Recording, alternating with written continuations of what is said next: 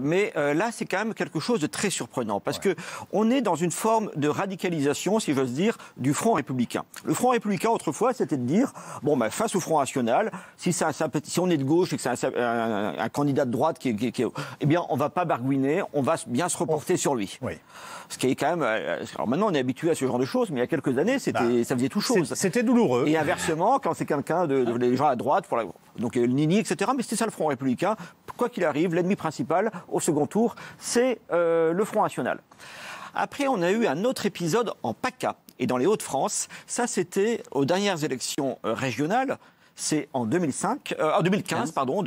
Oui. Vous avez dans ces deux régions-là, vous avez Marine Le Pen d'un côté, Marion Maréchal de l'autre, qui font de très bons scores au premier tour. La perspective en cas triangulaire qu'elle puisse l'emporter est très vraisemblable. Oui. Et à ce moment-là, la gauche, le Parti socialiste, réussit à imposer. Alors là, c'est une forme très dure du Front républicain, puisqu'il demande, pas de fusion des listes, mais le retrait de la liste de gauche. Oui. Et donc, depuis 6 ans, il n'y a pas de conseillers régionaux de gauche dans les Hauts-de-France. Il n'y a pas de conseillers régionaux. Christophe Castaner s'est sacrifié à Christophe Castaner, qui, à ma connaissance, ne souhaitait pas se retirer. Mais il l'a fait. Comme beaucoup de militants de gauche qui disaient on ne peut pas disparaître. Mais il l'a fait. Il l'a fait.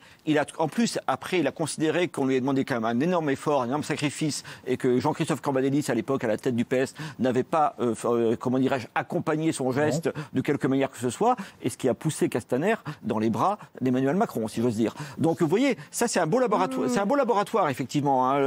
PACA, oui.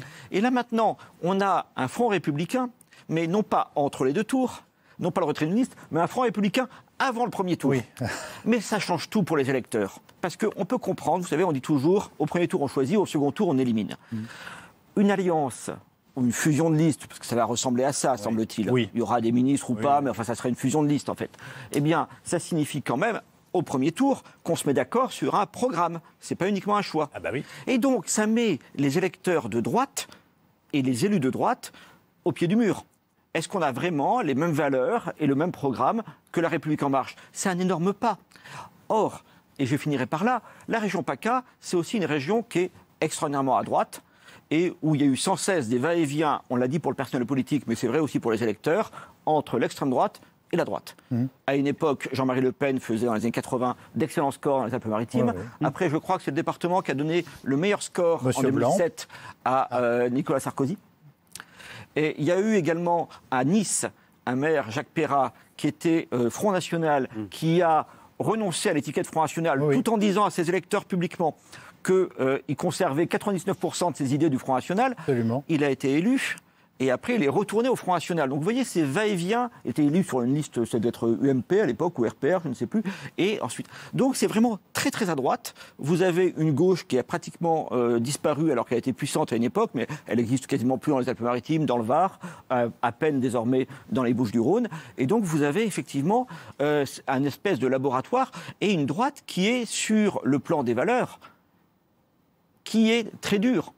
Donc, est-ce que les électeurs vont pouvoir suivre? Est-ce que les élus vont pouvoir suivre? On voit bien le problème qu'a Julien Aubert en Vaucluse, mais à mon avis, pour bien connaître cette région, beaucoup de cadres de l'UMP, beaucoup d'adhérents, beaucoup d'électeurs et beaucoup d'élus risquent de ne pas pouvoir supporter un pas aussi gigantesque.